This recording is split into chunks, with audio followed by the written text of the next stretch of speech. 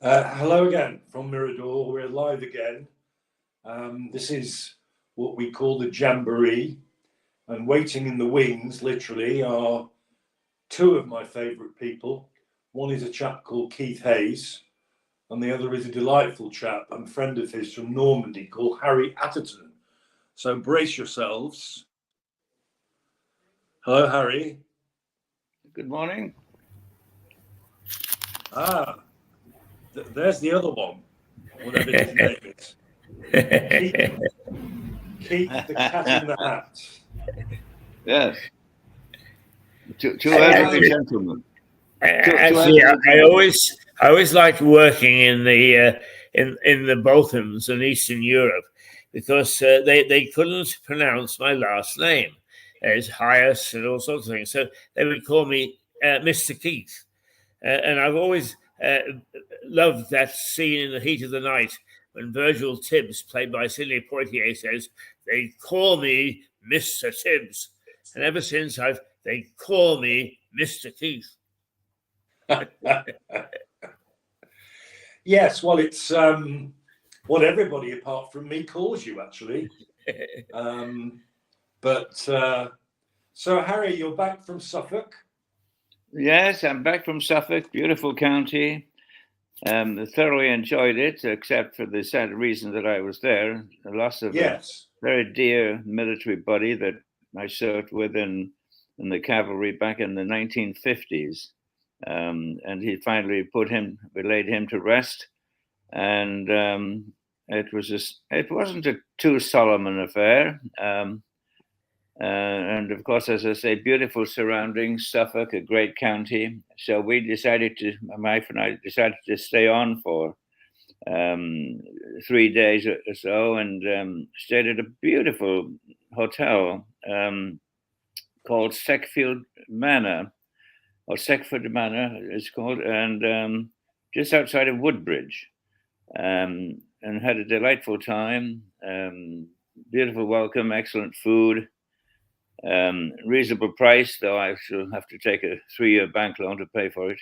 But it's first class, and so really enjoyed it. If you can't enjoy yourself at your time of life, when can you? I mean,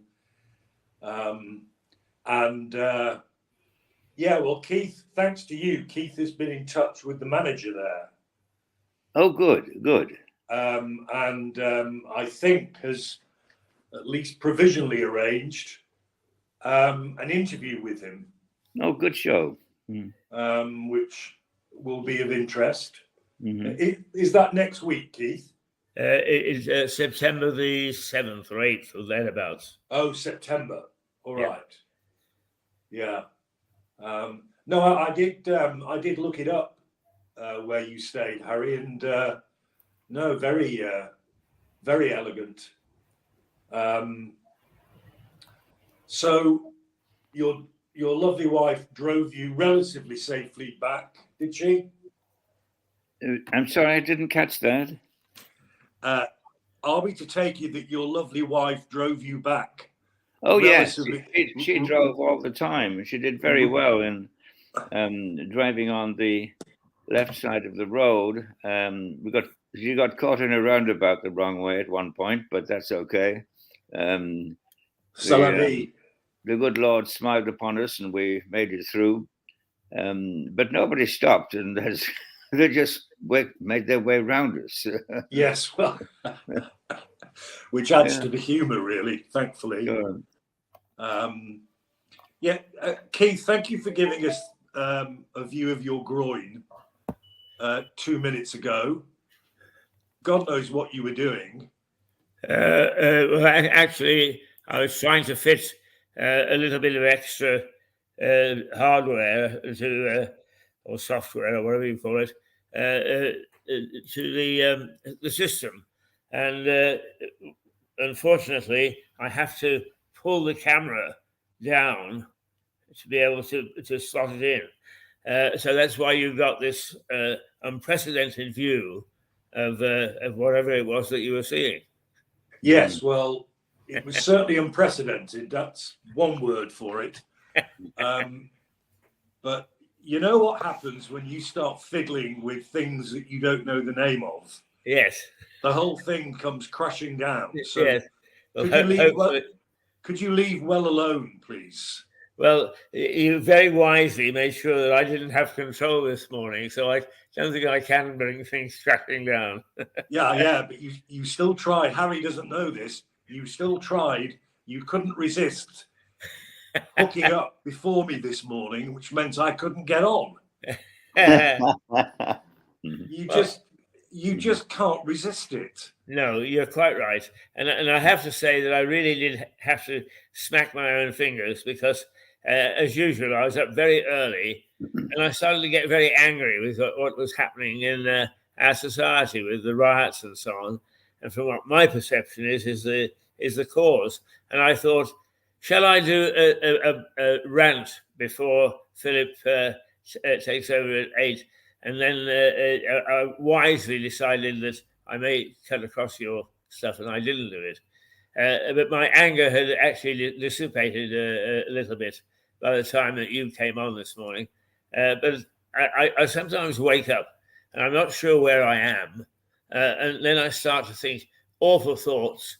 And I'm almost a revolutionary, not a protester or a rioter, but a revolutionary. And of course, Tom Paine was a revolutionary. So I feel very comfortable.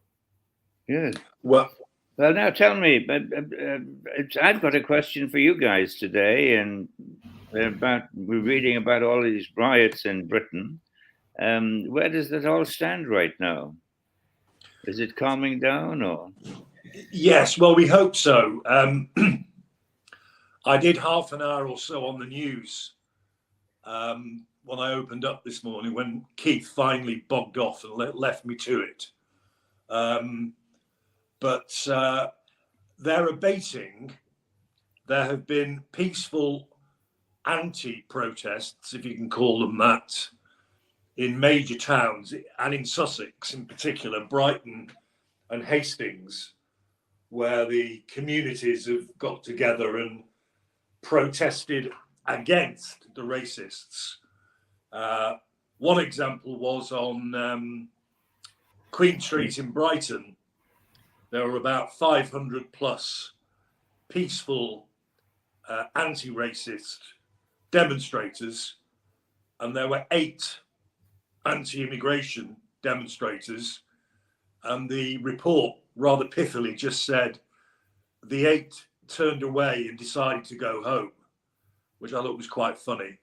But well, I'm not surprised if there were 500 against 8. I would imagine it was the discretion being the better part of valor that should go home.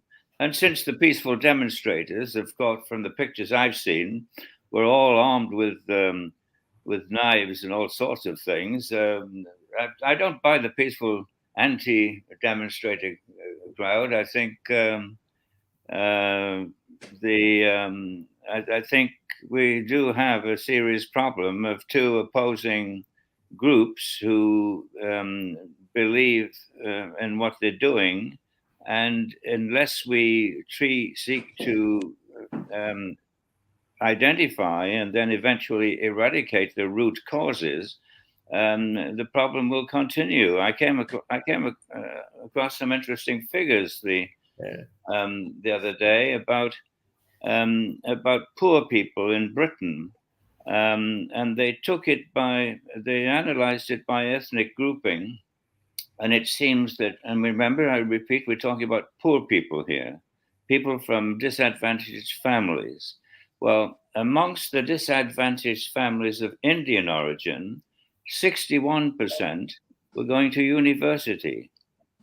Along the disadvantaged families of Chinese origin in Britain, 51% were going to university.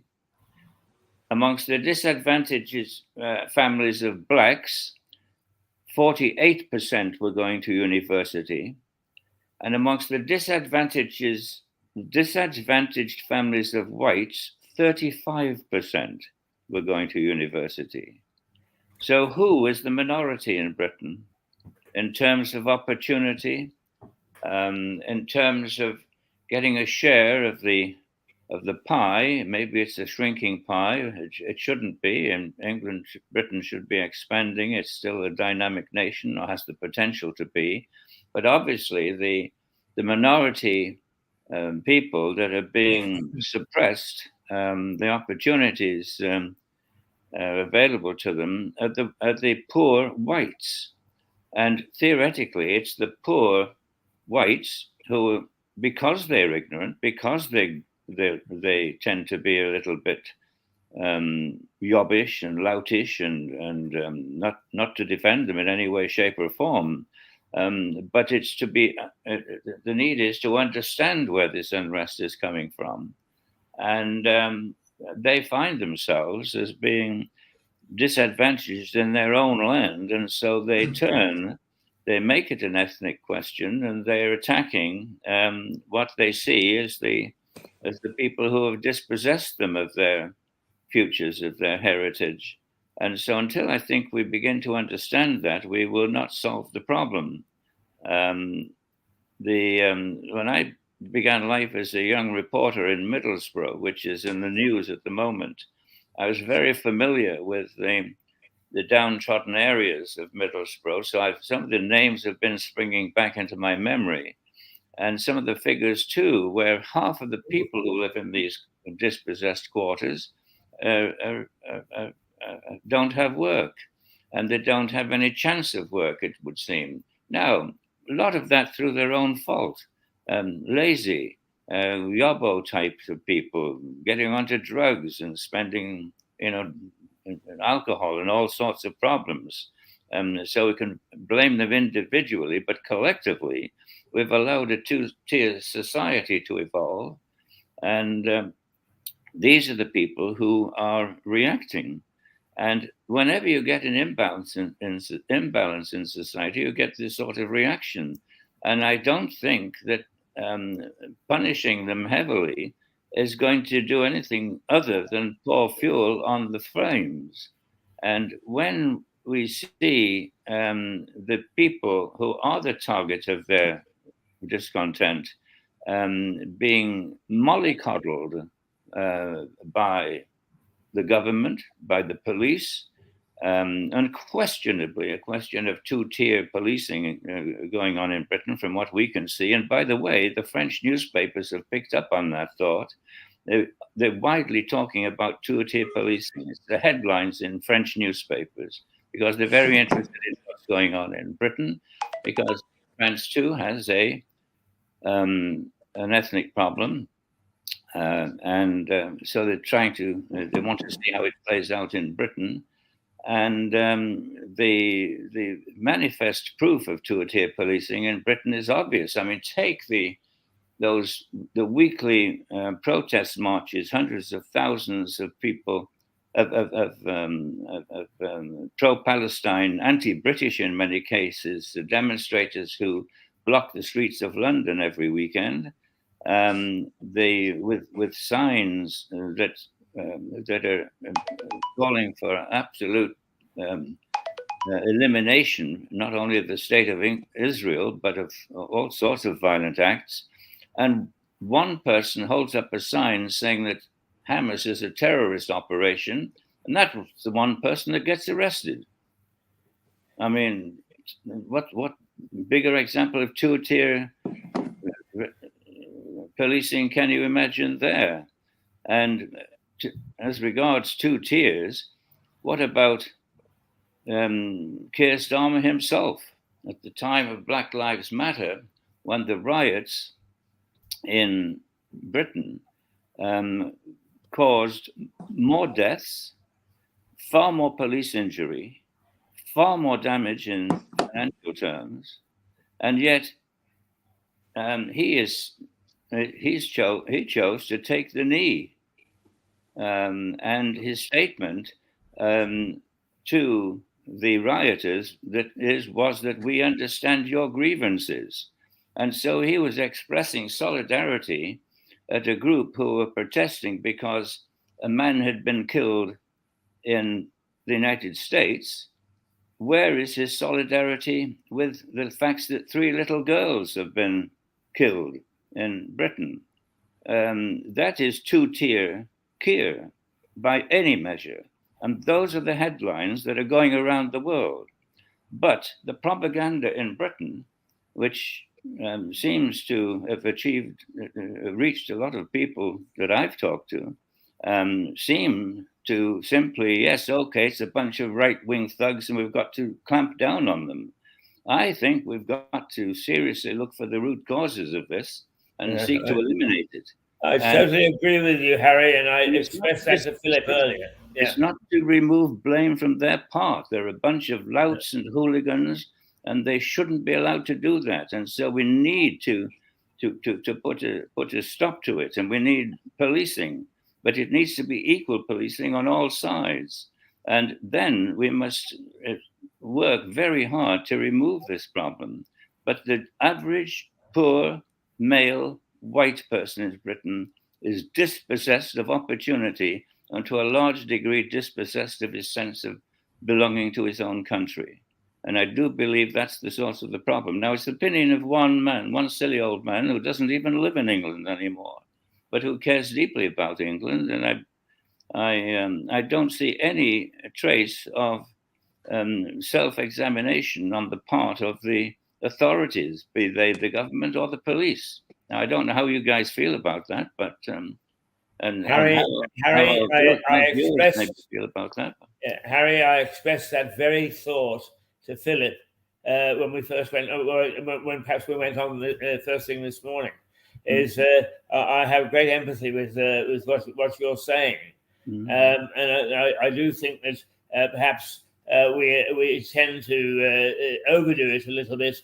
But essentially, I think that you're absolutely right, and our leaders live in a bubble, and they don't know what's going on, and as a consequence, they make decisions based on what my good friend and a very good journalist, the late Graham Adicott, used to say: is they don't know what they don't know. And that is no basis for deciding how you should handle a problem. Mm-hmm. Well, I don't know. I mean, I may be wrong. I don't know whether the viewers or agree with my statements, but I do feel that to solve a problem, you first of all got to identify it.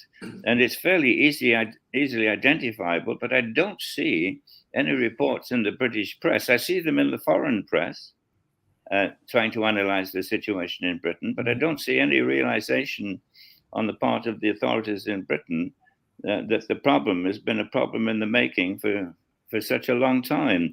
Kemi Badenoch, bless her, has said that Britain is the greatest country in the world to be black.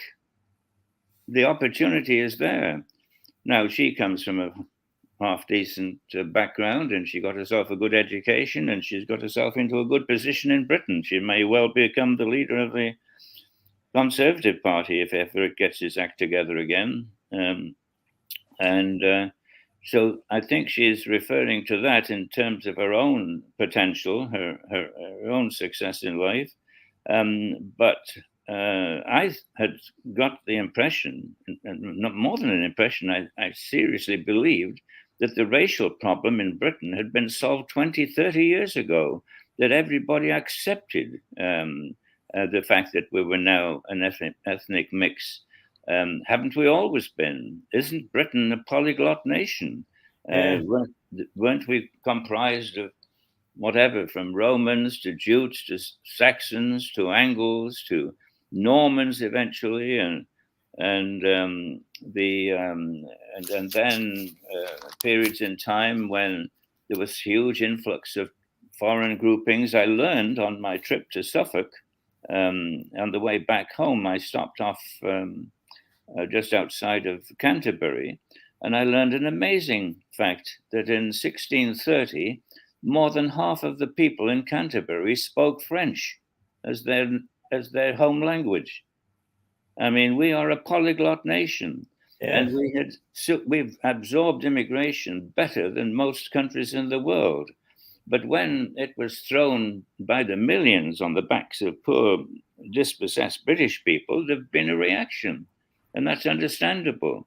And all of the small ethnic minorities have managed to chisel out a good deal for themselves by claiming that they're the ones that are oppressed, when in fact, the people that are being oppressed are the poor, ignorant, self-harming, admittedly,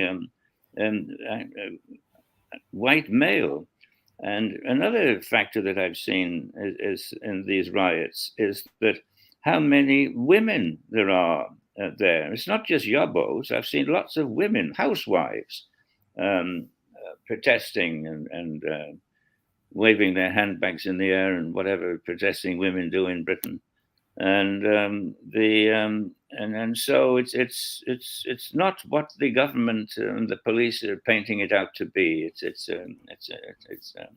It's a reaction against, in the Newtonian sense, to each action there's an equal and opposite reaction to the fact they feel dispossessed of their country, their homeland, and their opportunities. Yes. I'm not sure, Harry, whether we haven't also geared our educational system to supporting this sort of thing, because I think it was in the Blair era, everybody must have a degree, people say, oh well, that's 20 years ago, 30 years ago, but only about 2 years ago or 3 years ago, the chief constables in this country said that they thought that every policeman should have a degree. Now, well, it's ridiculous. And I know that Tony Blair's ambition was to have 50% of the youth go to university, and we've seen this explosion of the red brick universities in Britain. I believe the figure is 178 universities in Britain. Yes, but many of the degrees are, do you want to know how to grow daffodils in your window? And when you come out with a degree like that, there aren't very many jobs helping you gain the skill to put a daffodil in your window. Once you've done it, that's it. Move on, no more jobs. Well, you're absolutely right. And of course, there's a tremendous imbalance in education. We're producing, I think it's 7 arts graduates in some obscure subject to every 1 technical graduate that the nation needs. So there's a tremendous imbalance in education. So many of the degrees are not worth the paper that they're written on. And so there's a false notion of opportunity been given to people. And I've said before, I suppose, rather in a vulgar fashion, it's that half of the kids go to university to learn how to smoke dope and get laid. Well, there's other ways to advance your sexual experiences than to go to a seat of higher learning. Yes. I'm not referring to the public park, but the privacy of more convenient locations, but not universities. And universities have become the hotbed of progressive political thought, where ambitions exceed reality. And I think they should close half of them down. Now, I'm speaking as somebody without a university degree. I'm one of these ignorant people from the back streets of Middlesbrough. I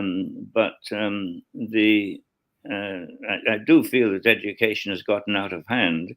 And the only way many of these universities survive economically is to import students who are prepared to pay twice the regular tuition fees. They support them, and to the exclusion of the homegrown population to a degree. They are allowed in with lower grades than our kids who've got. I'm talking about poor families here, even from wealthy families. Our kids who've got higher grades are excluded, and foreign students, because they can pay higher tuition fees, in fact, are preferred. Now, they're not preferred directly. It's simply that percentage of spaces is allocated to this foreign market, and that percentage is increasing apparently all the time because there's more money to be made, and it keeps these universities alive. Yeah. Well, half of them are just transformed polytechnics anyway, which were doing a useful job before and now have been given a role above their intellectual status, and I think should be sent back to being whatever they were, training people for technical, which society needs. It needs more technical training, not more artsy-fartsy training and subject which is so obtuse, so obscure, so curious that I don't know what use they are. Some degrees, along with £2, will get you a cup of coffee. Well, not even £2 anymore. I think you pay more than that. I do think, in fairness, Harry, that there is a slight, not enough, but a slight realization that the situation, as you just described, is untenable, because we now, just in this last 12 months, have seen a move towards pushing apprenticeships again, as opposed to degrees. And that is being very, very, it's moving in the right direction, I think. The only thing is that along with that, of course, they've got to sort out some of these universities, which, as you say, offer also silly degrees so that they can hook the money from overseas students. Absolutely. So we've got to decrease what's happening in the university at the moment, along with a growth pattern for apprenticeships. And as far as I can see, we've only got the growth pattern in apprenticeships just beginning to foster now. Well, that's true. And a fascinating thing, we talked about Tony Blair a minute ago, whose ambition was to see 50% of English students go to university.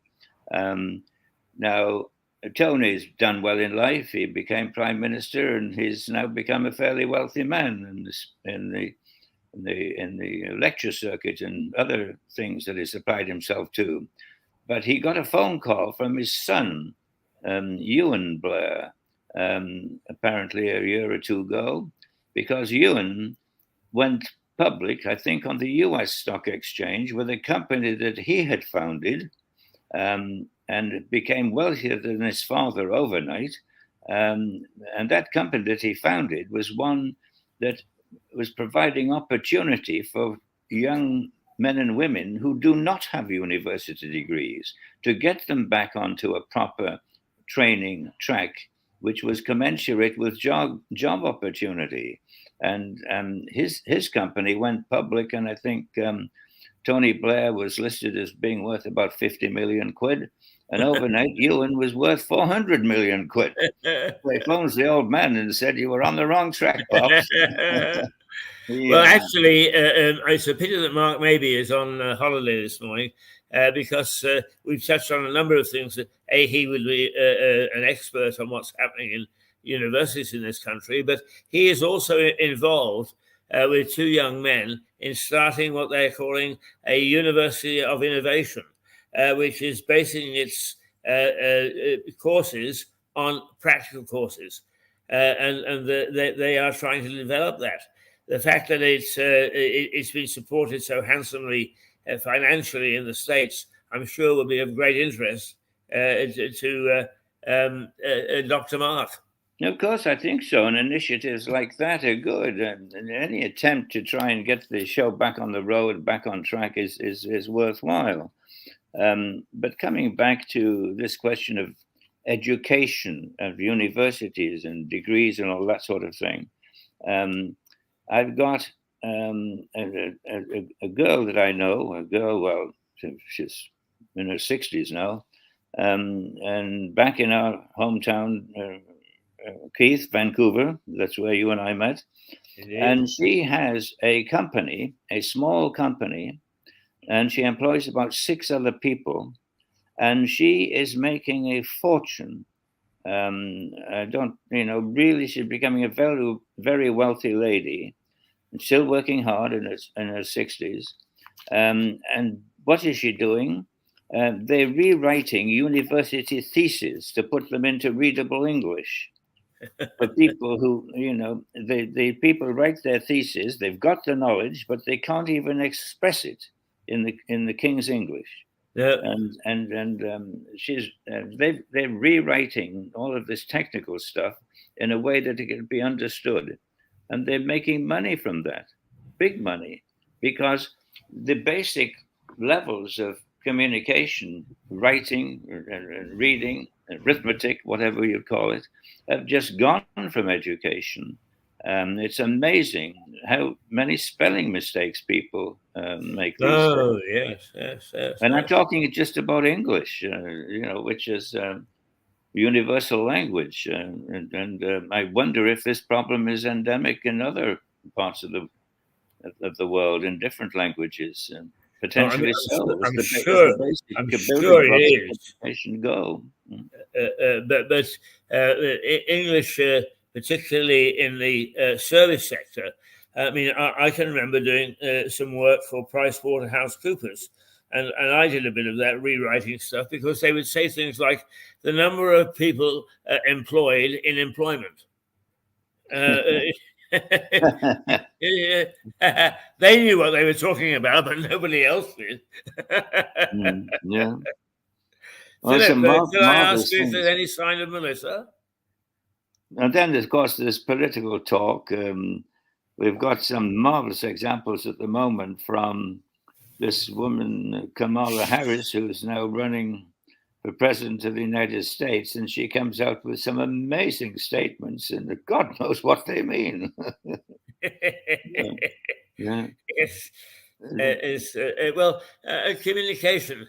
But I was earlier this week when I got on one of my high horses and I ranted, is the question of the PR sector, of which you were part and I was part at various stages of our career, is that they've lost the plot on that.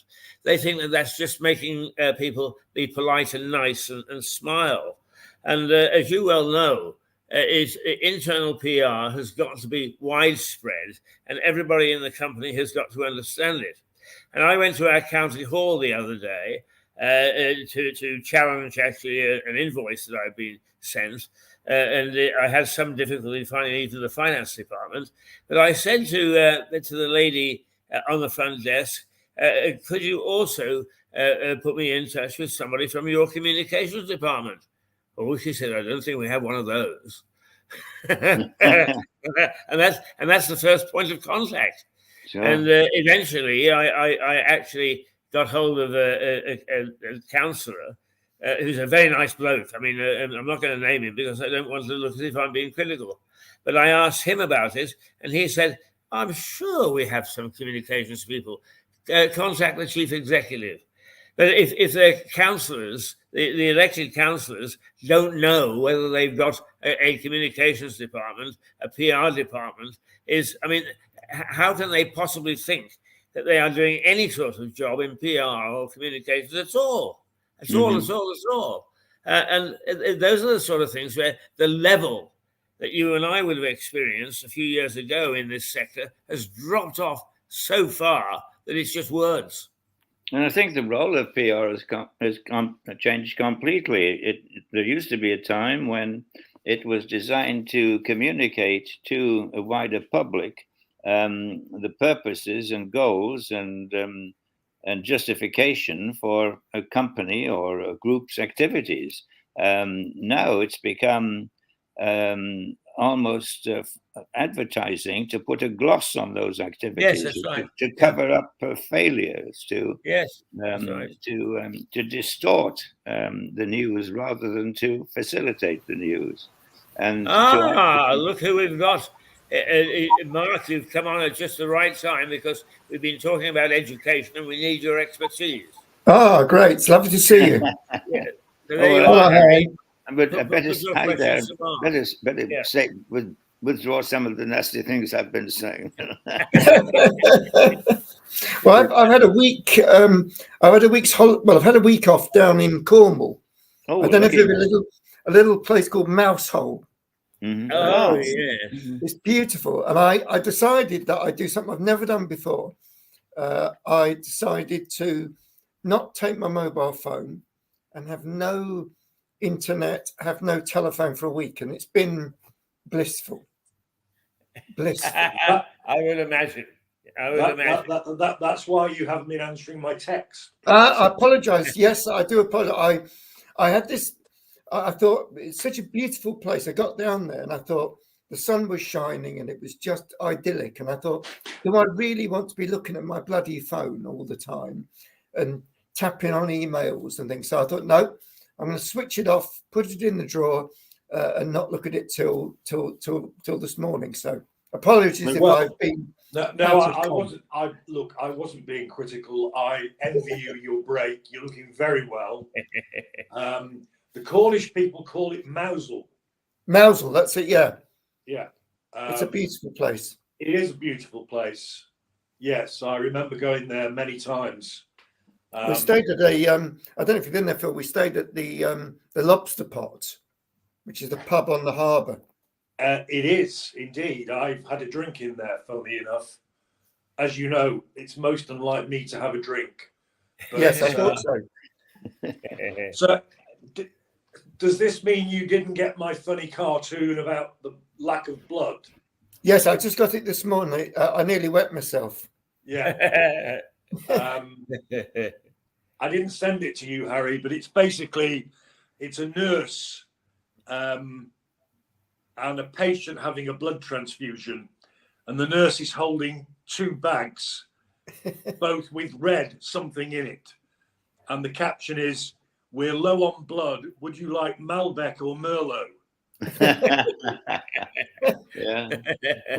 Which I got from Private Eye, because I've got a neighbour who, bless him, every now and again he comes over with his private eyes. Mm-hmm. So I have a good couple of hours giggling at some of the stuff they talk about. But no, well, Prof, what Harry's been saying, as ever, egged on by the chairman, is that what were once polytechnics, I may have misunderstood Harry, and he'll correct me as ever, but basically the overlarge number of universities, so-called, in Britain, many of which were originally polytechnics, should go back to being centres of technical education and excellence.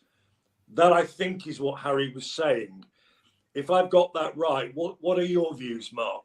100% agree. I started my sort of lecturing career at Manchester Polytechnic, and it was predominantly science, engineering, technological sort of activities, with a small amount of things like business, and a very small amount of arts. But the arts were all very practical, so things like fashion, textile design, those sorts of things. Yeah.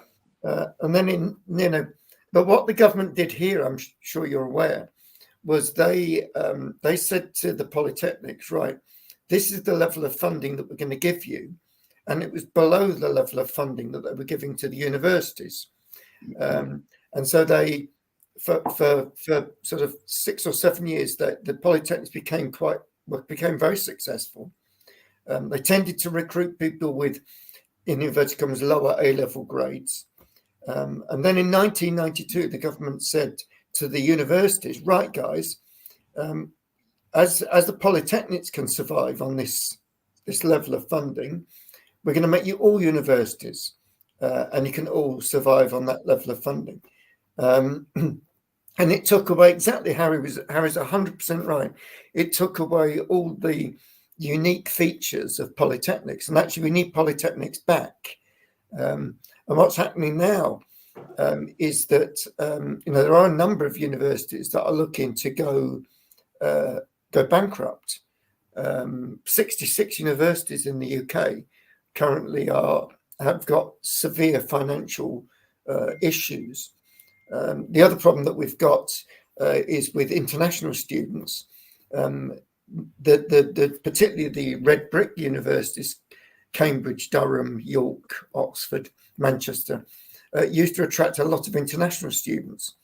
But since the ridiculous government stopped students bringing over their spouses, their wife, husband, the number of international students has dropped by 62%.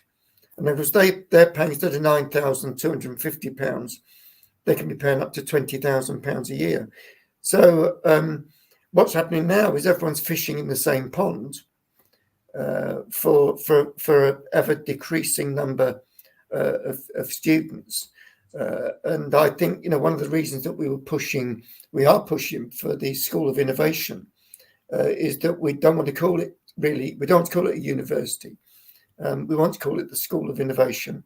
And we want to run very practical, work-based qualifications that are predominantly taught in the workplace, assessed in the workplace by the employers, and that people are working, earning, and then when they graduate, they'll be carrying on at the company that they work at. And ideally, one of the things we've been talking about is entrepreneurship. So a number of them, we've got to link up with a bank that's quite interested in students starting up their own businesses. So we will have a seed funding that will allow students to set up their own businesses in areas like engineering, innovation engineering. So yeah, Harry, you're totally right. I'm not wishing to throw the cat among the pigeons here. That's not like you, Harry. Why?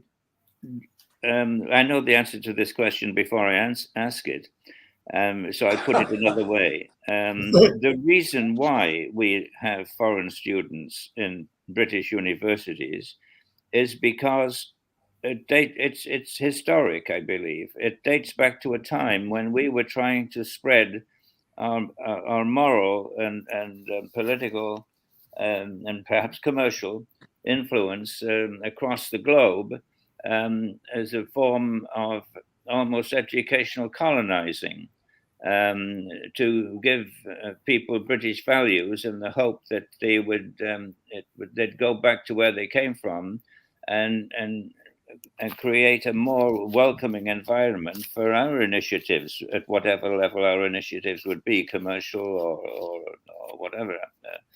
But now I see the admission of foreign students as being a means of these people coming in from notably China and getting a good education and then going back to become our commercial competitors. And we've trained them, we've shared our skills with them.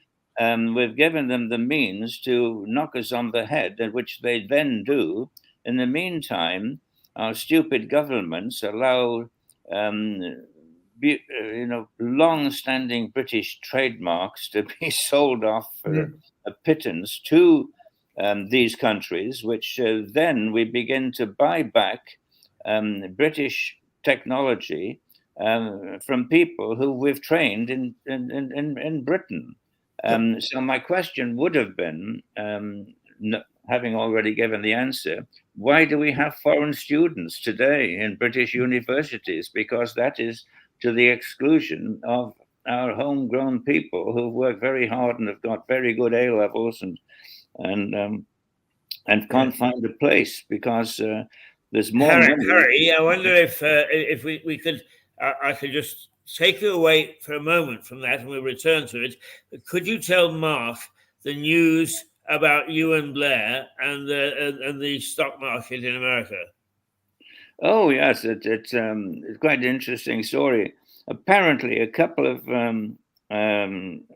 years ago, Ewan Blair called his Tony Blair's son, called his dad and said to him, asked him the question, "How much are you worth, Dad, all told?"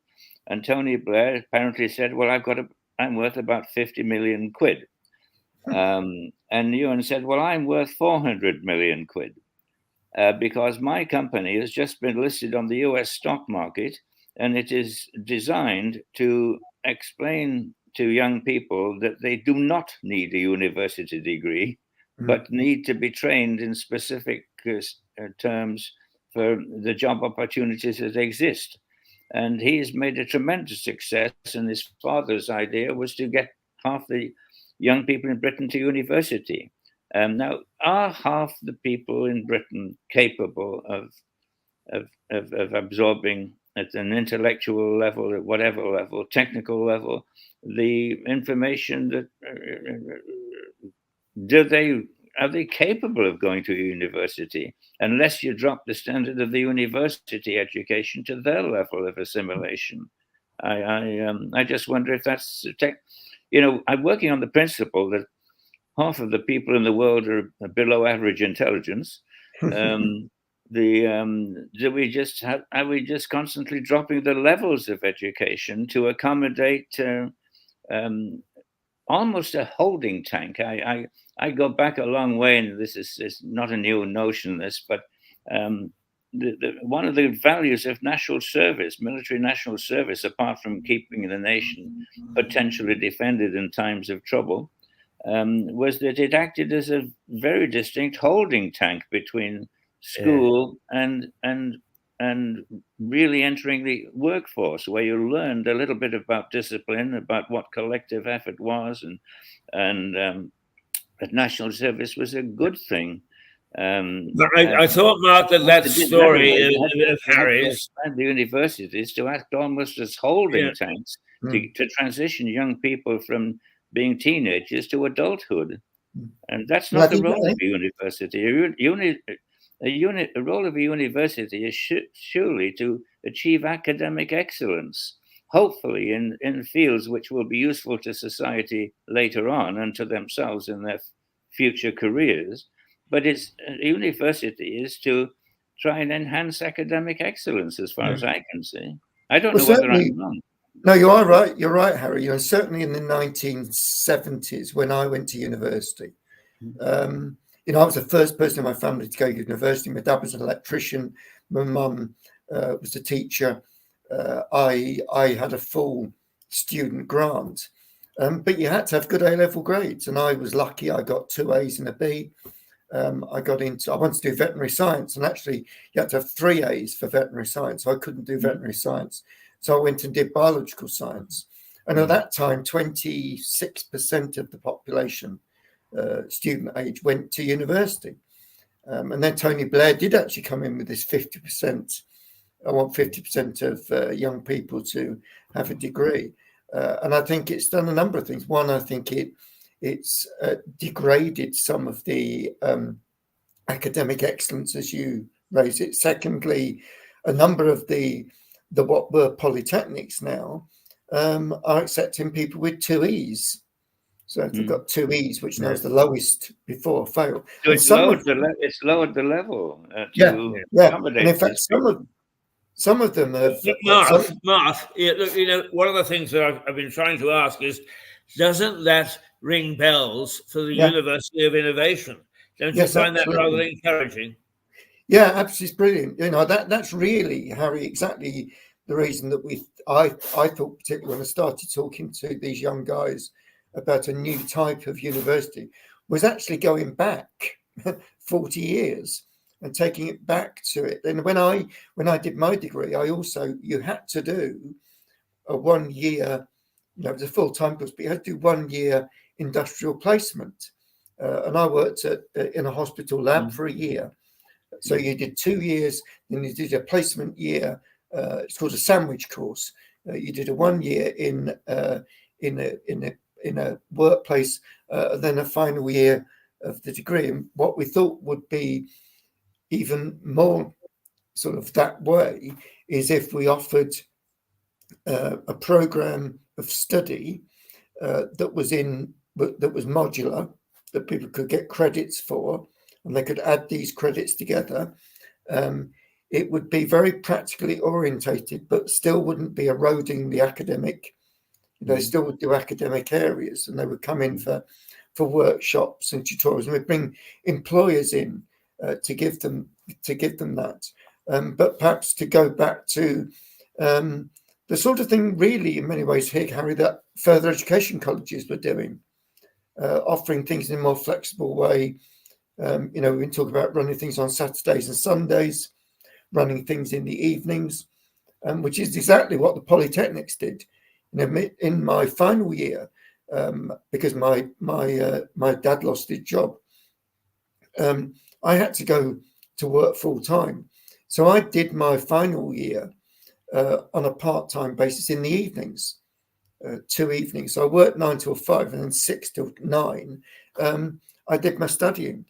But really, with the School of Innovation, we're saying, why don't we just do something that's available 7 days a week? People can do it in a very flexible sort of way. They can, if they try and obviously they do their studies. Some of it will be academic, but quite a lot of it will be practical in the workplace. But I think you're absolutely right, Harry. It's there are now, I think the figure is something like 39% or nearly 40% of graduates that come out of their degree go into non-graduate jobs. So a lot of them are working in supermarkets. I'm not saying there's anything wrong, but they're not exactly doing graduate jobs. They're doing supermarket till jobs, that sort of thing. I have my car. We've got a car cleaning thing down the road. They clean your car, and there's a young guy down there, and I got chatting to him, and he's got a first class honours degree from Sunderland University, and he can't get a job, and he's cleaning cars. But what he's done is he's set a little business up himself. He's rented a little bit of facility. He's got these high pressure hoses, and he said, I just couldn't get a job. So he said, I started doing this working for someone. Then I thought, why don't I do this myself? But it's still not exactly using the graduate skills, is it? At the end of the day, that is a very sad story, and it must lead to intense frustration on his part. Okay, he's been exposed to academic excellence. He's got a good degree, and so he's benefited, as we say, intellectually, educationally, he's benefited. But what he feels probably now his contribution to life and to himself is minimal. But I wonder if that doesn't take us into another subject, and that is we are not creating work for people. We're opportunities either in its simplest forms. Napoleon once unkindly referred to us as a nation of shopkeepers.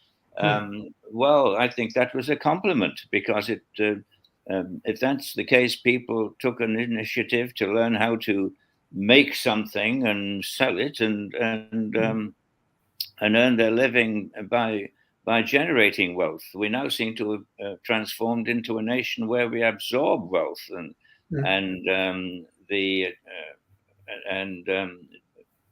do not create it. We've become a service society. Well, all countries have become service societies, from agricultural to industrial to service, and then post-industrial, and now creative, the creative field, which has led to the technical boom. But the idea of people working and supporting themselves, that notion is gone, and there's very little provision made in modern society, certainly in Britain, from what I can see, to encourage people to start their own business. They're taxed too heavily. The regulations are too draconian, and then if they do make a buck, and they're considered capitalists, and along comes Rachel Reeves, and she's got to shear the sheep even before the wool has grown. And also at the same time, we haven't engendered the idea to making money. Making money is good. Becoming rich is wonderful. not just for the person who gets to be rich. Then you can tax that person and get a fair share of it back to help run the state. But in the meantime, it's created 2,000 jobs, or I don't know how many, 2 jobs, if you like. And so capitalism is a very good. We should harness greed. Greed and sex are what motivate the world, and we should sex particularly. And we should harness this power to the common good, and harness sex. Sorry, have more babies. What is sex? Sorry. We should have more babies, and then we wouldn't have to have all these people from other I'm just places. wondering what sex actually is. I fit the bill because I'm greedy for sex. I forgot what it is. But the other thing that's interesting, Harry, in what you say, this young guy who is now cleaning cars. Not only he did get a first class honours degree, it was in social science, but he's also got £40,000 worth of debt from his student loan. So he's having to pay his student loan off, and it's that's even more challenging that these young people are coming in, doing 3 years studying, and then have a massive loan at the end that they've got to pay back. I know they pay back over 25 years, but my daughter, she went to Coventry University, and she did a degree in performing arts. She got a first class honours degree. She actually works for a university now. But a large proportion of her salary goes into, and she, I can be honest, she earns a good salary now, but she's still paying a student loan off. But what these young people do, if they've got the loan and they've got to pay, they have got to pay it back. Fortunately, they don't have to pay it back till they're earning £20,000 or more. But you're absolutely right. I think that we've lost this sort of gut feel for entrepreneurial development, starting your own business up, making money, having sex, of course, but making money at the same time. And I agree with you, Harry. That's the thing that needs to be turned on its head again now. Well, that's right. The generation of wealth shouldn't be condemned. It should be encouraged. And once you've got a few million quid in the bank, you don't mind paying taxes and that sort of thing, and paying a share towards society. And we're all socialists at heart. We don't want anybody to drop off the edge. We, decent food, decent health, and you name it, creature comforts. But the idea of creating something yourself I think is wonderful. You're harnessing basic human instincts, and you're pulling along society with you. My cousin's coming here at 10:30. He had an office job. He didn't go to university. He had an office job, and 2 years ago he decided to give that up, and he started up a gardening. He started doing some gardening.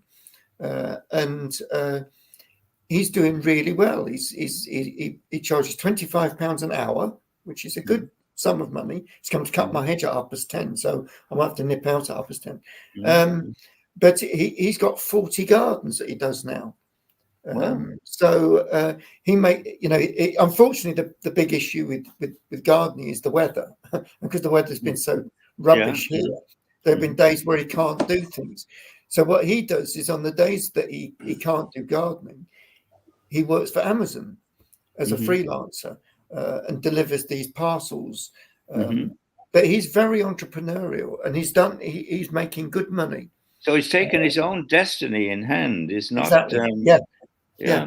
This is more of a North American attitude, and I think to a degree we've lost that. But I don't know whether the individual's lost it so much as the system in inverted commas has crushed it. And this notion that money is dirty. I mean, God, no, it's not. It's essential. Yeah. No, I agree. I think that's one of the things that I've been pushing, that we should be doing in the School of Innovation as part of every program that we run. There needs to be an element of sort of business startup, because the one thing that Duncan didn't have was he didn't have any financial expertise, and didn't really know how to set a business up. Didn't know how to register himself, starting to pay taxes, etc. But in fact, most graduates come out have got no idea how to do that. So, as part of the School of Innovation, we're going to have with the bank, we're linking up with Lloyds Bank, and they will offer free advice to any student that wants to set up their own business, ideally during their study period. But I just thought Duncan was a good example of someone who's gone from an office job that he didn't really enjoy, but did and earn quite good money.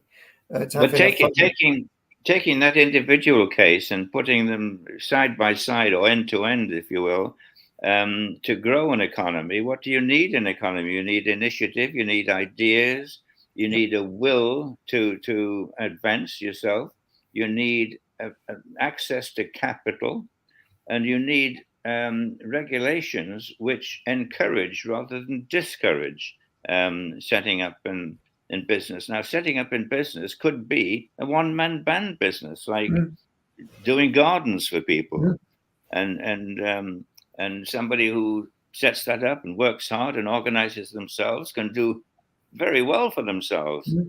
Well, not very well, but certainly above the average. Oh yeah. But we crush that entrepreneurial will with modern society. Thinks it's morally wrong, and they also tax it to death, that regulate it to death. And that's what I think you're absolutely right, Harry, because it's interesting. I don't know what it's like in France, but if you try and get a window cleaner, I don't know what it's like where you are, Keith and Phil, but if you want to try and get a window cleaner around here, it's nearly impossible to get a window cleaner that does they use these brushes now with ionized water. And I like my windows done properly. Can't find a window cleaner. So there's a real opening there. And then getting a gardener is also really difficult. So there's demand. But one of the reasons let's put two things together here. One of the reasons is it's a social question. We've told people that they need to get a PhD, or not PhD, but a university degree, and so they will not, therefore, ever be inclined to become a window cleaner. They will become a window cleaner by circumstance. Yeah, I agree.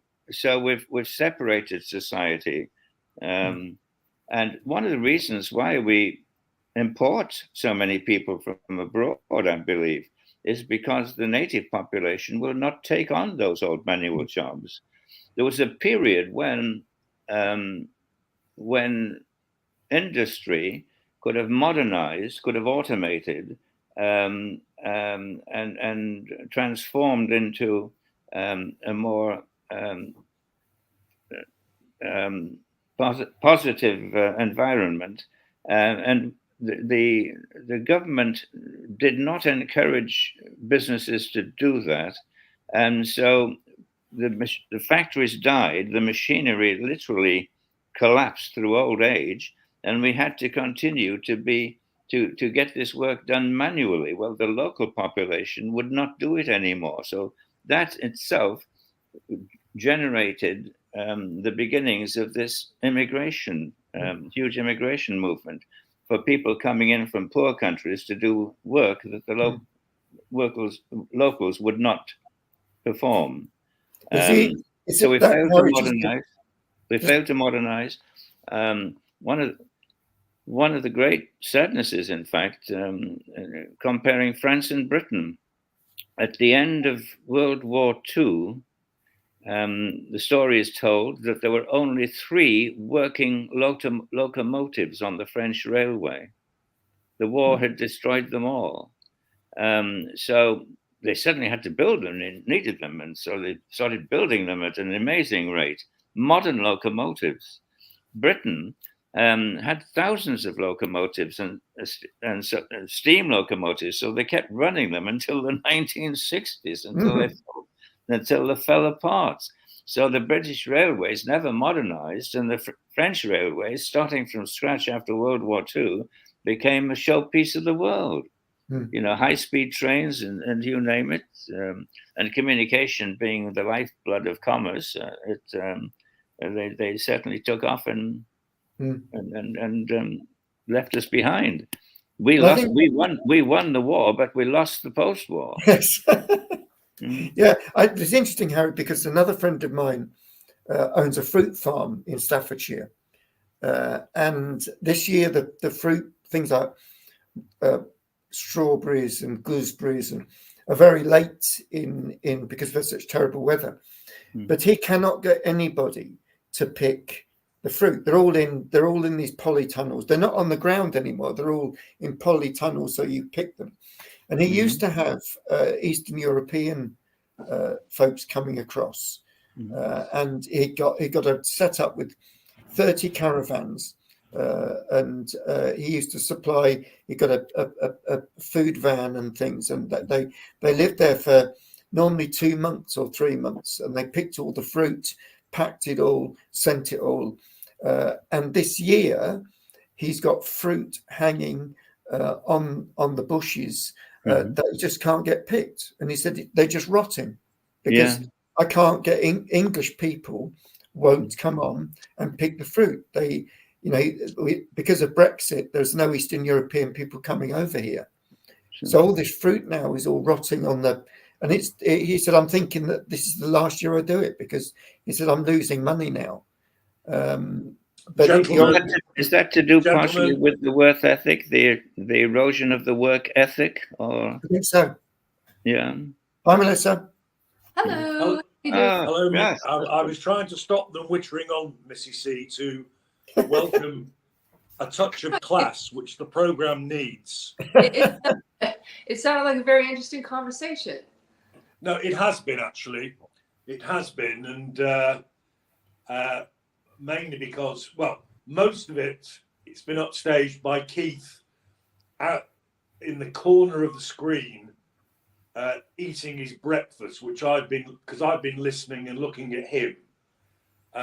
Not a pretty sight, but no, the chat between Mark and Harry, as ever, has been first rate, and it's now going to improve because you're here. Oh, thank you. That's very kind. Yeah, Melissa, we by the way, this is my medicines. Your medicines. You've been chewing your medicines for 20 minutes. Well, one thing. Our choice of the vernacular can only improve in the presence of a beautiful lady. Oh, oh God, you are a tart, Harry. What a smoothie! Yeah, Melissa, it would be interesting to get your take on this, Melissa. We started all this off about us producing lots of graduates who leave now with quite a big loan. And there aren't the jobs out there for them. So I was given the example of a young guy down the road. He's a lovely guy.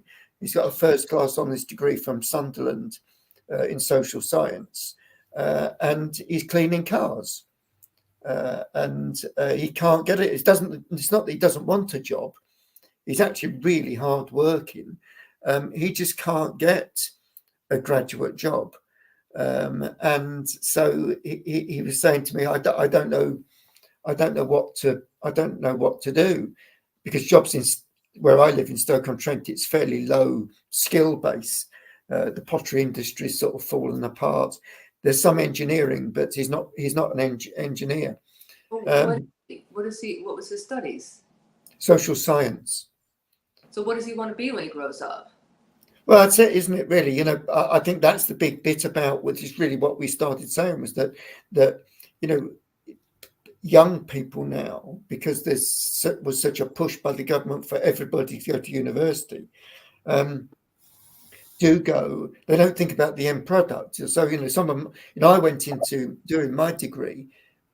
One, I wanted to be a vet, but I wasn't clever enough. But I knew I wanted to do biology. So I went to do the biology degree and then got a job in a hospital lab. So I knew what I wanted to do, and that's how my career progressed. Right. But for a large proportion of UK graduates. They don't think about the end game.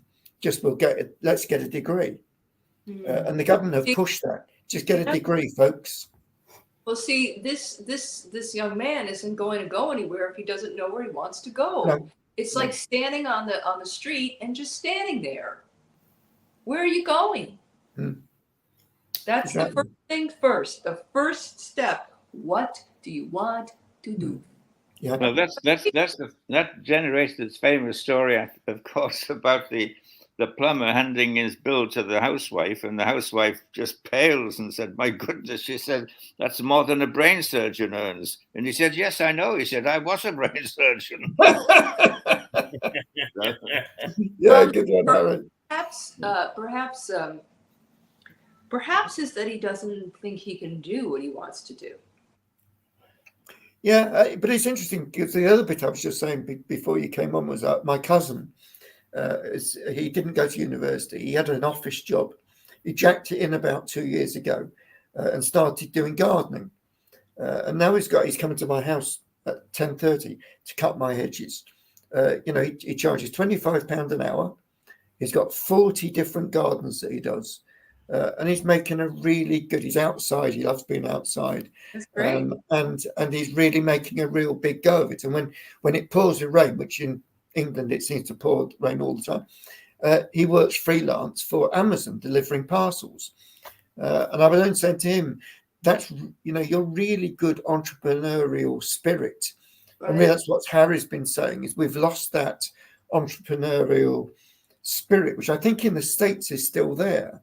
I think people are much more driven, whereas here people are just lazy, and it's so easy now to go and get universal credit.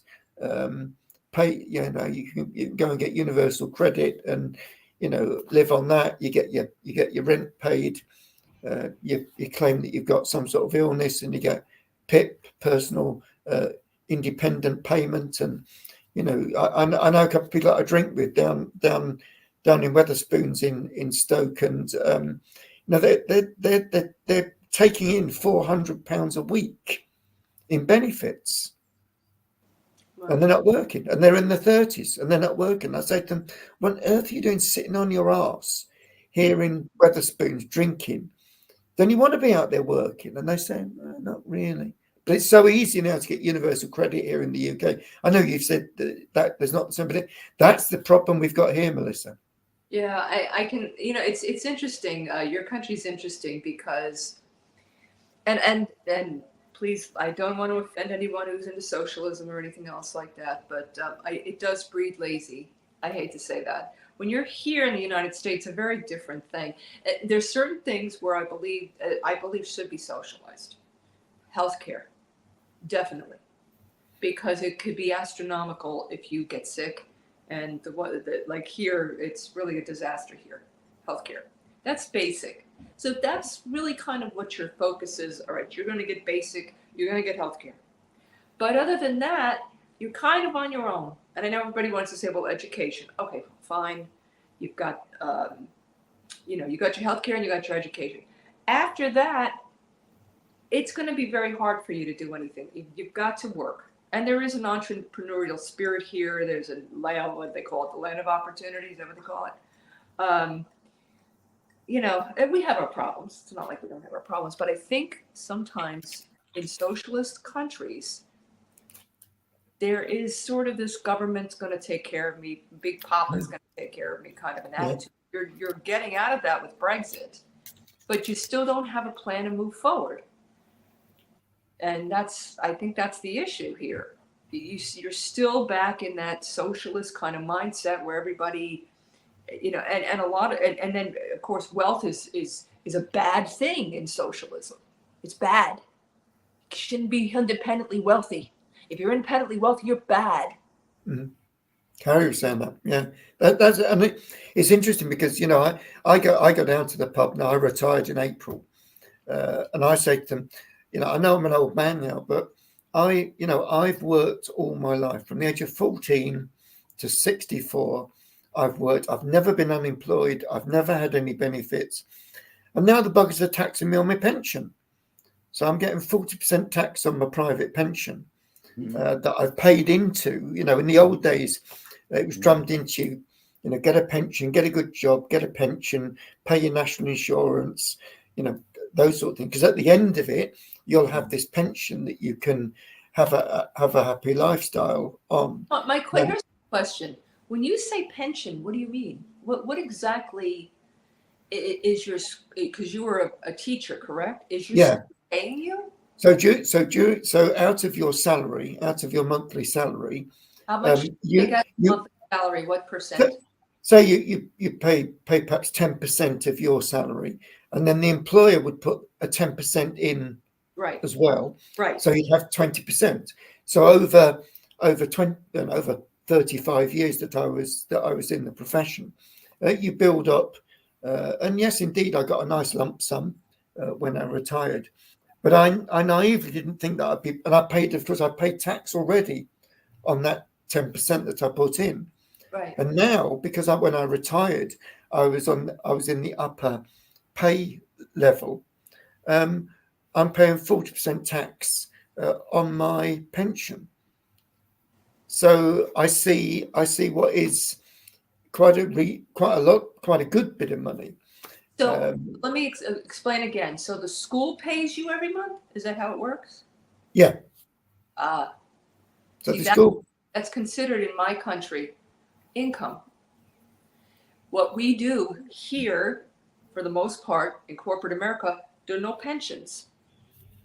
There's nothing called a pension. The only thing that you have is a government social security, which is, well, I mean, it's not terrible, but it depends on how much you've paid in over the years and how high your salary was.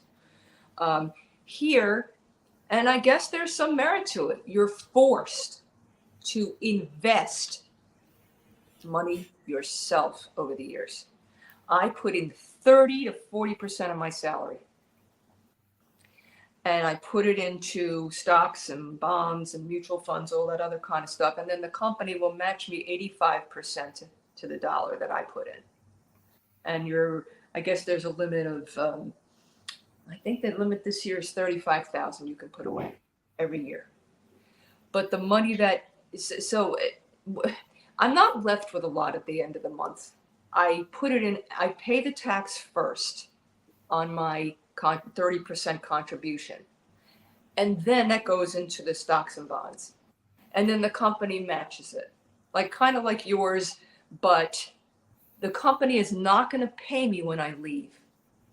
I have invested this money myself. It's my money. And it is going to be, and the way, the lovely way the government has set up this particular account, which is I contribute after tax, I'll never pay taxes again. That's good. Yeah. But you have to do it yourself. The 10% is nothing. That's not going to get you anywhere here. You'd have to put in 20 to 30% of your salary. So you're gonna kind of suffer while you're going through life, but then in your retirement, you'll have a retirement.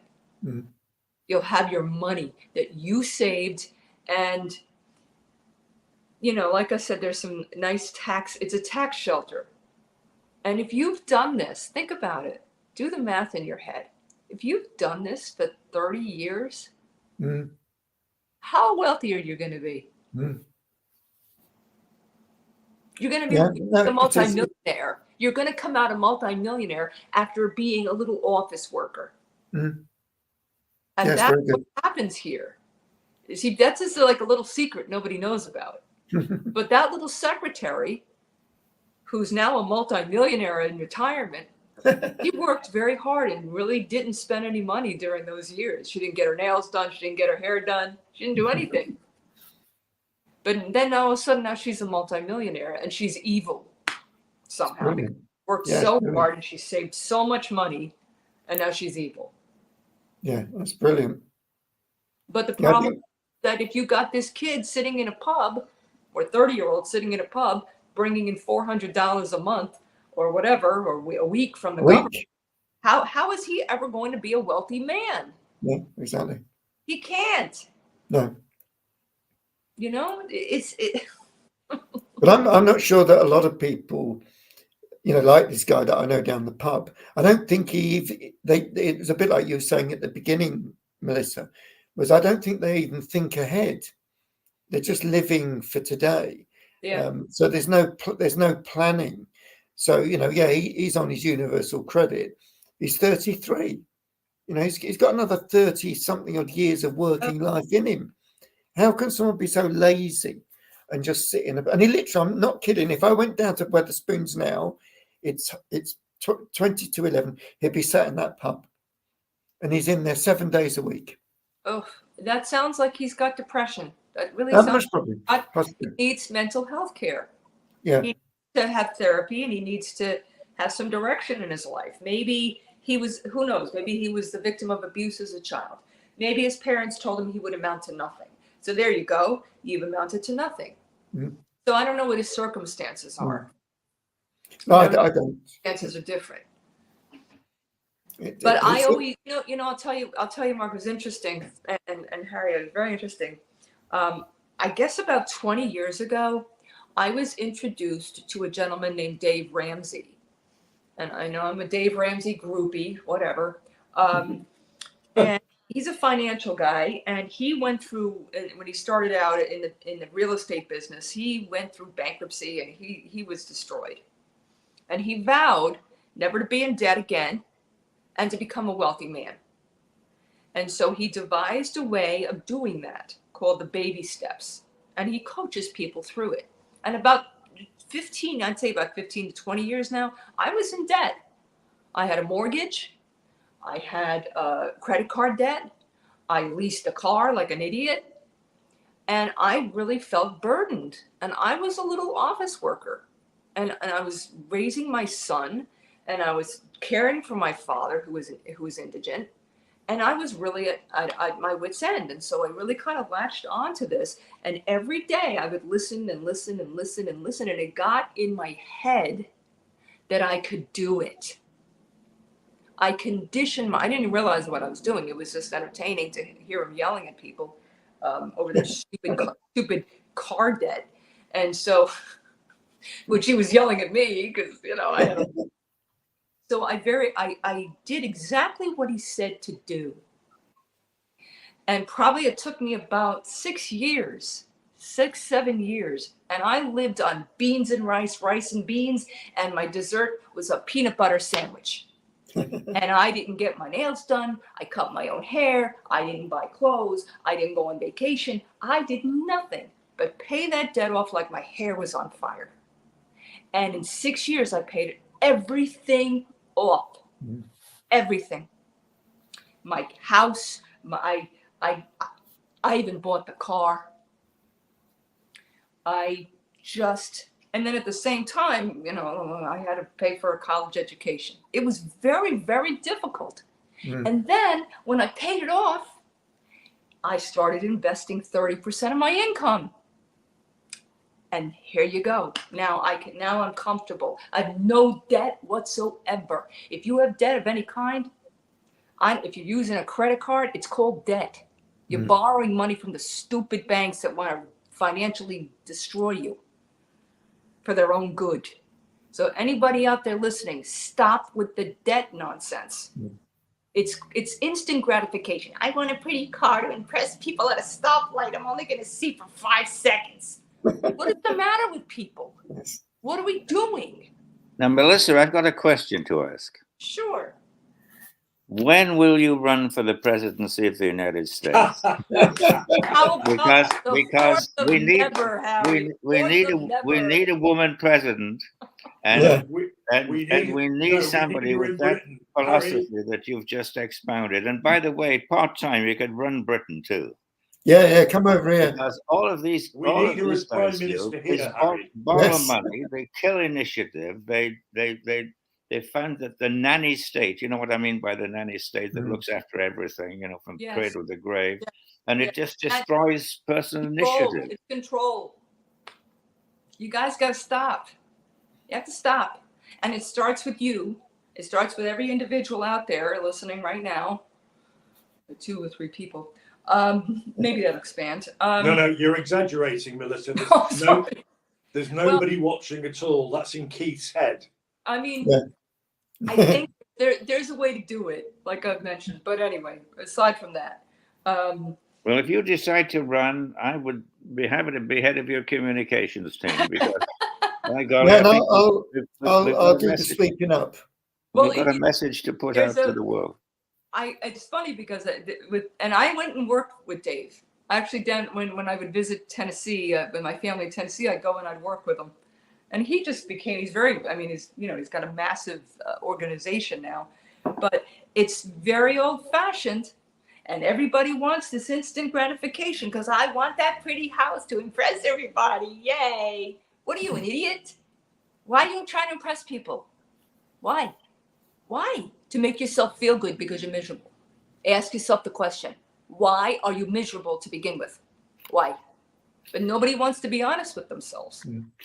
They just want to buy their way into happiness, which we know that doesn't work. It doesn't work, guys. And I love the idea of, by the way, I love the idea of the peanut sandwich for dessert. That was what I did. I'm serious. And here's another thing that I did, and people used to make fun of me about it. I lived in a 1-bedroom co-op with my son and my father. Good God. I have slept on the sofa for 20 years. Good God. And you know what? I am so peaceful and happy, and you are I don't a true have survivor. I don't have any worries, except I worry about my son. But that's it. You know, I've worked very hard over the years, and I'm okay now. I don't have to worry about whether a government's going to pay me or whether a company is going to pay me. I don't have to worry because I paid myself, and I know how to manage my money. I've been doing it for years. But it was the steps. And so here are the steps, if anybody's listening. If you're really in trouble, like your friend there at the pub, first of all, you got to get a job, first of all. Yeah, that might be a start. Yeah, I don't think he's overly keen on that. No. Well, I think he sounds really depressed. No, that's being nice. He's a lazy bastard. Yeah, he's a lazy bastard. It's the nanny state that Keith. Yeah, it is. No, I think you're right about that. I do think you're right about that. But you know, for the little office worker like I am, and I've started another venture, which is to really love my job, which is hard, but I've started it, and I'm actually really loving it. Same job, just a different mind. You know, it's not that it doesn't pay. It's not exciting, but I made it exciting. I'm working in New York City. It should be exciting, regardless of what I'm doing. But here are the steps. You save $1,000. First, if you have nothing and you're in debt, first things first, you got to have an emergency fund of $1,000 at least. You start with that as baby step one. Number two, you need to get out of debt, and this is going to sound a little strange, the smallest debt to largest debt. Not about the interest rate. It's the smallest debt to largest debt because it's personal finance and it's personal. So when you get that first debt paid, you feel good. When you get that second debt paid, you feel even better. And it snowballs on itself. It's called the debt snowball. And that's what I did. Smallest to largest. I got rid of the stupid credit cards. I chopped them up and paid them off and closed the accounts. Oh, here's another scam I'm going to tell you about. And then I started on my car. I bought the car. And then I did the house. I was, like I said, my hair was on fire. I had to do it. I couldn't live like that anymore. And when I paid off the house, I was free. I was free. Oh my God. Never to go back again. Never saw a credit card again. Never. Never, never, never, never, never. Here's the scam. Here's the bank scam. You ever heard of something called a credit score? Yes. Oh, you're going to love this. You think that if you pay off your debt and you're a good little boy or girl, that your score is going to go through the roof? No, it doesn't. It's the opposite. It doesn't. It's the opposite. People don't realize that. No. But the reason they have a credit score and they market it, oh, we got to get an 850, is because everybody wants to get a good grade, right? And so what do you know what they told me? Get a credit card and your score will go to 850. Yeah. I see. You know what I said? Pardon my French. Kiss my ass. Okay. I'll never do that again. I will never be a slave to the banks ever. You're inviting 4 grown men to kiss your ass. Kiss your ass. Oh, please don't do that. I think you're lucky that you are 1,000 miles away. Because we would all accept that invitation. I think you're right, Let's not Miss get Lee. kicked off of YouTube again. Okay. So this is, and then after all of that, after all debts paid, then I started paying for my son's education. Then after that, I was building wealth in the same time. 30%, 30%, 30%, 30%. It was tough. It was really tough. And you know what? Now I don't even want all that stuff anymore. I don't want it all. I live in a 1-bedroom. I'm fine.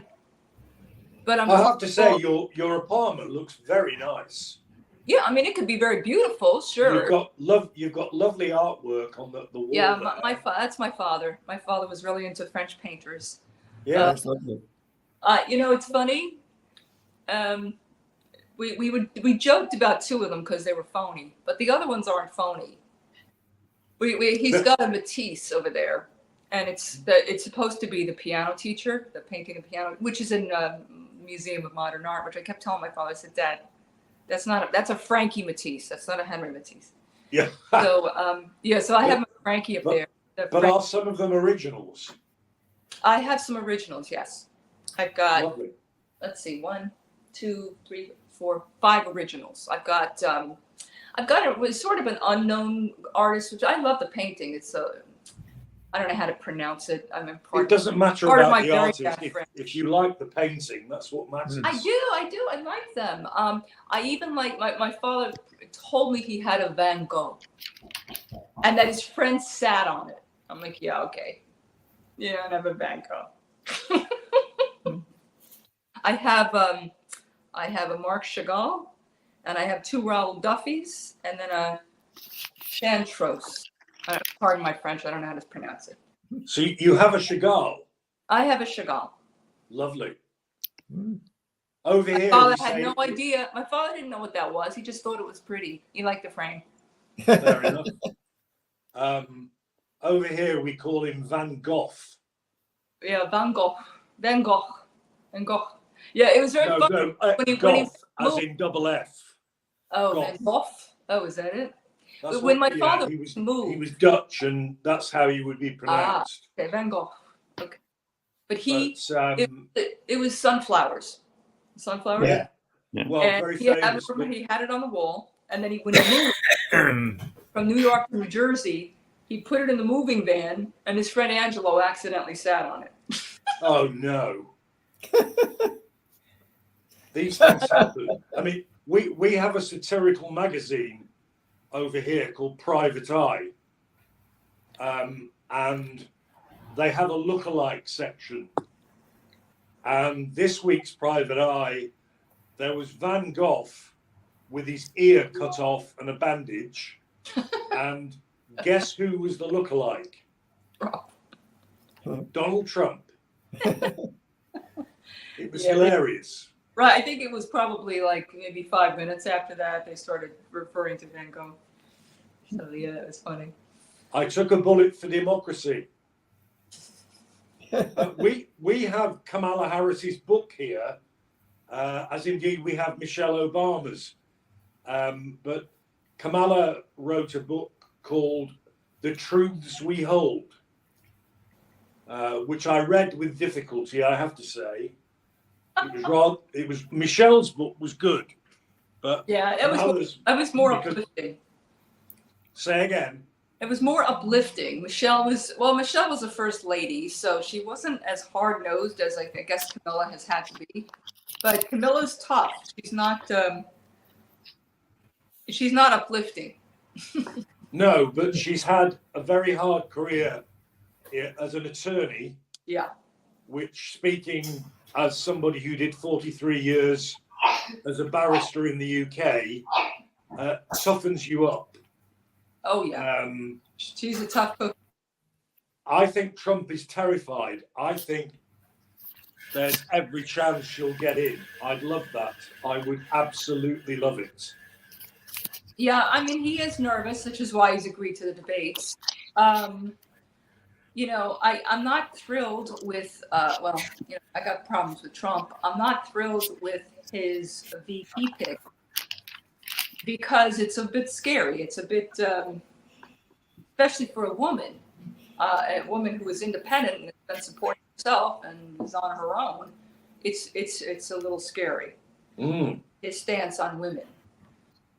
You know, so it smacks a little bit of Christian Sharia, and I know you're dealing with a lot of that in UK, right? Absolutely, and that's very for a woman. It's different for a man, but for a woman, it's frightening, really. Well, yet again, he's making a huge mistake. So he has a female opponent who is herself mixed race. Married to a Jew. My goodness, if there was ever a multicultural appeal, it's that. Right. That's merely my opinion, Melissa. I think that this election is going to rise or fall on a couple of issues. And the couple of issues is the migrant crisis that we have. We're letting everybody stream through. My relatives couldn't do that. They had to go to Ellis Island and spend 2 months there on the floor, and they were screened. Yes. Okay? And my great uncle, I believe my great great uncle, was sent back because he had Down syndrome. Yeah. So they were very picky with us. We're not picky anymore. We'll let anybody in. That's crazy. That's crazy. But we're doing that, and Camilla has. Oh, excuse me. Oh. Fire. Fire. God. Fire. Fire. No fire. I think she's gone mad. Is this because your hair's gone on fire again? Yeah, that's it. I'm serious. It's on the television, guys. This lady in New York is fire. I don't know. The alarm has gone off. Oh, no, she stopped. No, it'll stop of its own accord. But why to begin with? There's no stick it under a cushion or something. Yeah, shove it out the window. Or get Darth Vader to sort it out. Now, I was doing the important job of letting the beard man in. Yes, well, you've been a bit flighty this morning, Keith, if I may say so. You know, I wasn't prepared to do without my pints at lunchtime. You passed the buck to me for a Friday, and you just faff around. Okay, gentlemen, what's her name? Let's name her. Cool, you've got me there. Smokey. What? No, sorry, silly name. Harry's good at names. Smokey. Smokey. Okay, I like it. I'll call her Smokey. When she doesn't go off. I don't Bloody think nuisance. Never happened. Never happened. I guess I must have been neglecting her or something. No, it's the heat that's generated from the Friday Jamboree, Melissa. Oh, I think we are on fire. The minute you come on, everything heats up. Oh, Yeah. Hot stuff. Well, it's really. I've never known Harry to stay on this long. Normally, he's made an excuse to, I don't know, go and meet a friend. Well, I think he wanted to meet Smokey. Yeah, well, there you go. Be happy for the day. No, we're ahead of you here in France. Well, ahead of it's 12 o'clock now in France. The sun is over the Jordan. No, that's in the evening, Harry. It's 12 where you are. Yeah. And I have a pre-recorded program coming on at 11:15. Yes. Because I didn't think you'd have the stamina. But I don't know, maybe it's Viagra or something. I mean, God knows. Let's be careful, gentlemen. We're on YouTube. Oh, you're right. Sorry. Yes. I've mentioned it. I've mentioned you're supposed that to be a little stimulant. careful. We're Let's all gonna get all banned, be nice. Keith. Let's all be nice. Or any other problems that you might have. How long have you got? Problems? Problems? What problems? I mean, I'm miserable as sin all the time. I'm very open about it. Speaking of that, this is exciting. So listen to this. So, as Keith knows, I was a journalist for a long time, and then I was a teacher for a long time, and I really truly enjoy all of that. Then I got into corporate America because I wanted to make money and pay for my son's education, and I hated it. I'm going to say, I have hated it for probably about 12 years, until I just decided, and just for anybody out there who hates their job, I just decided that I was going to look at things differently and that I was going to have a good time. I was going to look at my bosses differently. I was going to look at my day differently. And I decided, no, I'm going to actually have fun. So every day I get on a train. I get to walk in a very beautiful neighborhood, which I never noticed any of this before. I never noticed any of it before. But listen to the day, okay? So I walk down to the train, beautiful neighborhood, gorgeous, flowers everywhere, birds, trees, cat, everything. And then I get on a train that is so incredibly comfortable and always on time. And I get to just travel and just watch the Hudson River, so beautiful with the cliffs and everything else. And then I get into Grand Central and I walk in. What a beautiful scene. It's so gorgeous. Yes, I'd love to go to Grand Central, I have to say. Gorgeous. And then I walk to work past the Helmsley building. I don't know if you know about Leona Helmsley, who gave her millions to her dog. And I walk through and I go to these, I see this incredible skyscrapers and all the work being done. And I marvel at the architecture and I marvel at the construction. Wow, it's even higher now. And then I enter this marble building. And I sit down at my desk and I have fun with my colleagues and I laugh and I joke. During lunch, we're having a party. The CEO of Franklin Templeton Investments was there and she joined us. And I do a little bit of work. I help everybody. I look at it as helping people because they're kind of miserable. Let me help them out. I look at my CEO. I said, you're not looking good. You have high blood pressure? I know you do. You better start taking care of yourself. And then I get to go to St. Patrick's Cathedral every day. Wow. And then I go home and I go back up the lane to this beautiful home. And there you go. There's my day. Why wouldn't I have recognized that for 12 years? Because of outside influences, because of responsibility, because of debt and the weight of all that. And you've changed it around, which is a wonderful story. But what I'm saying is, like, other people can do that in their drudgery or their not everybody has what you have that has allowed you to achieve that. Not everybody has it in them. They just don't have it in them. I think, or they don't have the wish. You know what it is? I started probably about a year ago. I started writing down every morning and then every evening. I started writing down what I was grateful for. The little things. I'm grateful for fresh water. I'm grateful for this really yummy coffee. I'm grateful I have a really nice phone. I'm grateful I have Smokey to keep me safe from nothing. And it was all those little things I started to do that. You haven't mentioned Mirador. Oh, I'm grateful for Mirador and Keith. Yes, Keith. Good God. Is he there? Oh, there he. Yeah. No, he is. He is. He's got the camera completely in the wrong place. But you see what I'm saying? It's about your perspective. Of course it is. Yeah. And, you're a credit to yourself and the message you're giving out. You should write books. I'm actually. I've started. You should go on lectures. You should inspire people.